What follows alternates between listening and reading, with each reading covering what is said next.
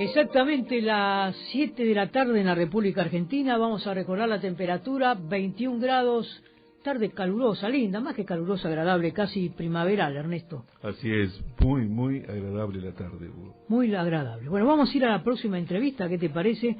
Estamos comunicados con el licenciado Fabio Márquez, que es licenciado en Diseño de Paisajes y director de la Comisión de Participación Social de ACUMAR. Pero hoy lo hemos convocado como escritor, porque tiene varios libros publicados donde habla de las aves porteñas, también de las mariposas. Realmente un tema apasionante que mucho no se conoce, y bueno, por eso lo hemos convocado. Licenciado Márquez, muy buenas tardes, un gusto volver a saludar, ¿cómo está? Muy buenas tardes, un gusto es mío de estar en el programa. ¿Qué tal, Hugo? Bien, bárbaro. Bueno, realmente un tema lindo, hablar de las aves y mariposas. Ha escrito un libro, está participando en la Feria del Libro. Y fundamentalmente Argentina, pero bueno, Buenos Aires también se ha caracterizado por tener numerosas aves, algunas muy típicas, pero parece ser que en los últimos tiempos está cambiando un poco la geografía en cuanto a la cantidad de aves que hay y el tipo de aves. Recuerdo, por ejemplo, que siempre se habló que era una ciudad caracterizada por el gorrión, y hoy parece como que el gorrión está perdiendo terreno. Bueno, ¿qué podemos ampliar o comentar al respecto?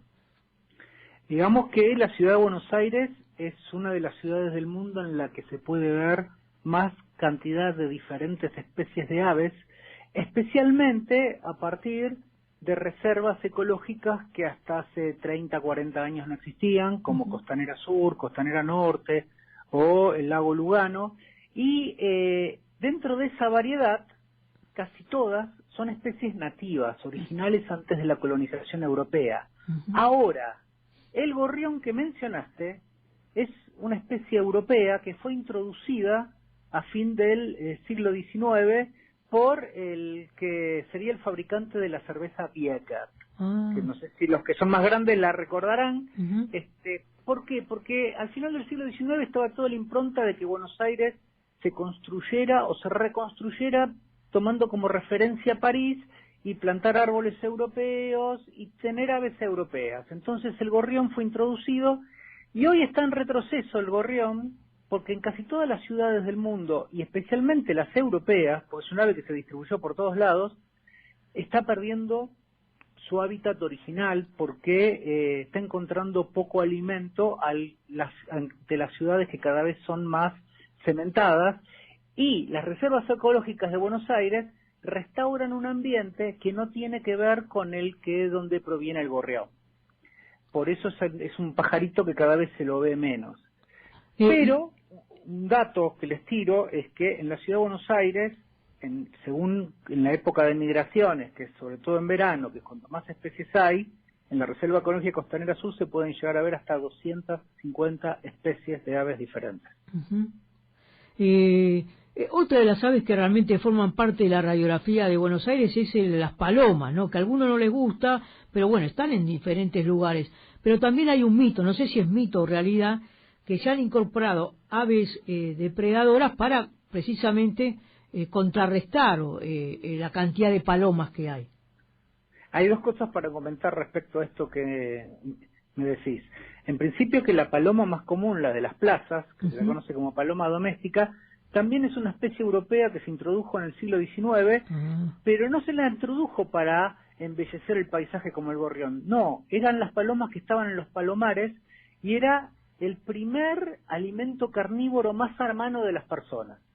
Cuando eso fue sustituido por la carne vacuna a gran escala, se abandonaron, quedaron sueltas y esas palomas europeas no pudieron volver a un ámbito natural y solo se alimentan de nuestros restos, de la basura humana. Y por eso en muchos casos, en muchas ciudades se las considera como ratas aladas porque contagian enfermedades, un montón de temas. Ahora hay un mito, que es lo que vos decías, que es que se habrían introducido en algún momento aves rapaces para controlar la cantidad de palomas. Y esto es un mito. ¿Por qué? Porque hace 7, 8 años, un ministro de Ambiente de la ciudad se le había ocurrido que se podían importar aves rapaces de otro lugar del mundo para controlar las palomas que teníamos acá. Pero las organizaciones ambientalistas le salieron a decir que eso iba a ser un desastre ambiental, porque traer especies de otro lugar del planeta siempre empeora el problema y no lo mejora. Ese ministro de Ambiente era Santilli, Diego Santilli. Pero quedó instalado para mucha gente, y no es casual que me lo estés compartiendo, que a partir de las declaraciones de ese ministro se habían introducido aves. ¿Qué pasó? Hoy más gente ve aves rapaces que siempre estuvieron en Buenos Aires, pero que antes no tenían una presencia tan intensa como la que hay hoy, porque tienen más lugares en las reservas naturales donde nidificar, que son gavilanes, caranchos, halconcitos, pero que siempre estuvieron en Buenos Aires, y que entre su alimentación están incluidas estas palomas domésticas. Ahora, siempre estuvieron, pero ahora ocupan un área mayor. Digamos que en algún momento retrocedieron ante el avance de la ciudad con todo lo cementado, y cuando empezaron a surgir las nuevas reservas ecológicas, fueron volviendo a ocupar su lugar. Es como que la naturaleza fue volviendo a ocupar el lugar que alguna vez había perdido, pero en realidad eran originales de la ecorregión antes de la colonización. Correcto. Ahora, el tema de la pandemia ayudó un poco a que bueno, tal vez fue momentáneo, evidentemente, ¿no? Pero que muchas especies ganen el espacio que habían perdido, ¿no? Al replegarse el ser humano. Sí. Bueno, en realidad es que esos primeros meses que tuvimos de pandemia, que parecía que la ciudad había quedado congelada, en realidad lo que sucedió es que no es que las aves, especialmente fueron las más observadas, volvieran a la ciudad, sino que ante el retroceso de lo violento y agresivo que es el humano con los automóviles, el transporte, el ruido y todo eso, salieron de sus hábitats donde están todo el tiempo, y en donde volvimos nosotros a la actividad volvieron a recluirse en la ribera del río, en las áreas naturales, pero siempre las tenemos ahí a la mano, ¿no? Aunque a veces no las veamos. Correcto.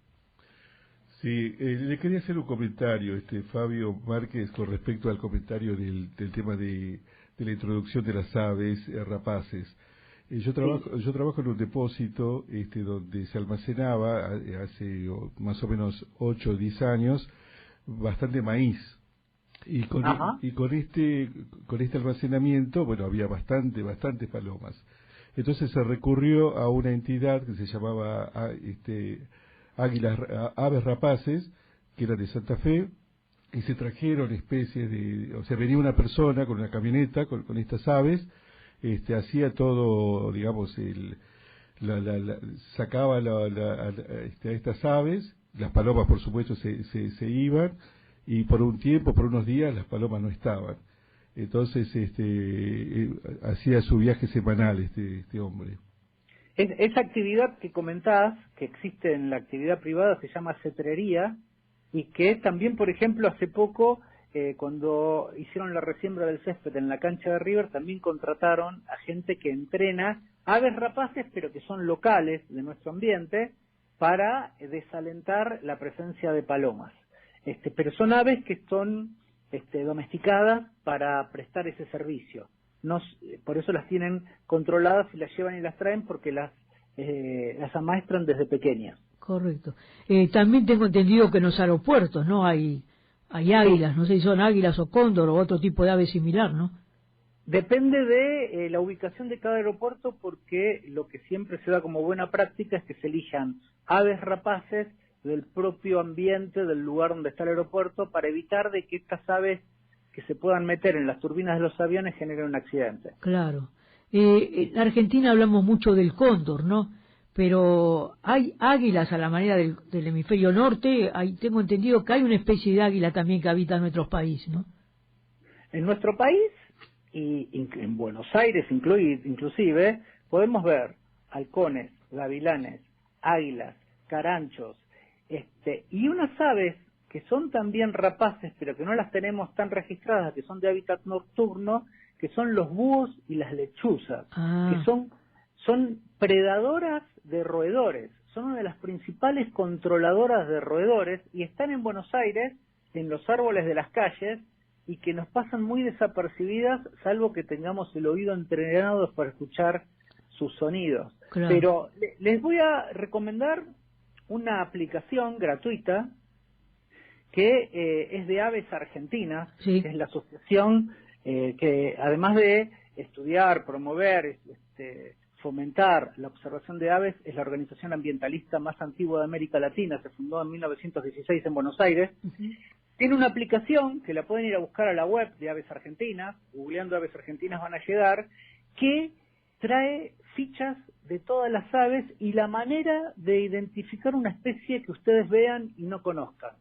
Te va guiando y que te termina diciendo, con fotos y con información, qué ave es, cómo se comporta e incluso el sonido de cómo es el trino de esa ave. Y es muy interesante para que la audiencia que está escuchando el programa puedan acceder a ella, porque pueden jugar incluso entre ustedes o con niños o niñas a descubrir en la plaza qué aves son las que están viendo. Buenísimo, lo vamos a buscar. Y por último, algo que también no se ve muy a menudo, por lo menos en las grandes ciudades, me parece, que son las mariposas, ¿no? ¿Qué está pasando con las mariposas? Las mariposas son de los animales más vulnerables a la pérdida de naturaleza en la ciudad. ¿Qué nos pasa especialmente en Buenos Aires? Que desde que, digamos, en Buenos Aires no queda ningún espacio natural. Y que la manera en que hicimos las plazas y arbolamos las veredas fue traer especies de plantas de cualquier lugar del mundo, pero con una lógica de la colonización europea, despreciar las especies nativas. ¿Qué sucede con las mariposas que las hace tan vulnerables? Es que la mayor parte de las mariposas, en su estadio oruga, solo pueden alimentarse de 1, 2 o como mucho 3 especies de plantas. Si esas plantas no están, esas mariposas desaparecen. Y lo que sucede en Buenos Aires es que el 98% de la vegetación que tenemos en los espacios verdes públicos es de cualquier lugar del mundo, menos de la ecorregión rioplatense. A partir de que se generaron de manera espontánea las reservas ecológicas y que desde hace unos 20 y pico de años empezó a promoverse la reintroducción de las especies nativas de plantas que habíamos extinguido, empiezan a aparecer tibiamente las especies de mariposas, que también hay un dato muy significativo.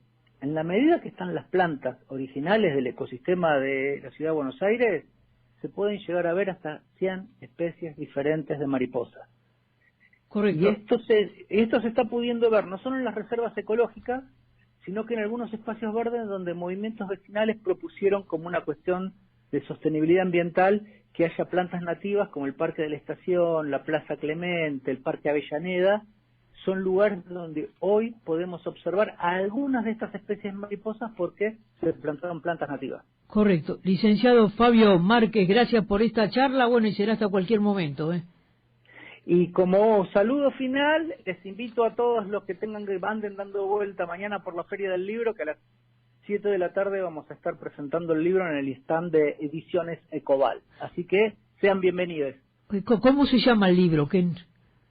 El libro se llama Mariposas porteñas, paisaje y biodiversidad urbana. Buenísimo. Y mañana van a estar en la Feria del Libro, ¿no? Muchas gracias por invitarme al programa, como siempre. No, por favor, gracias a usted.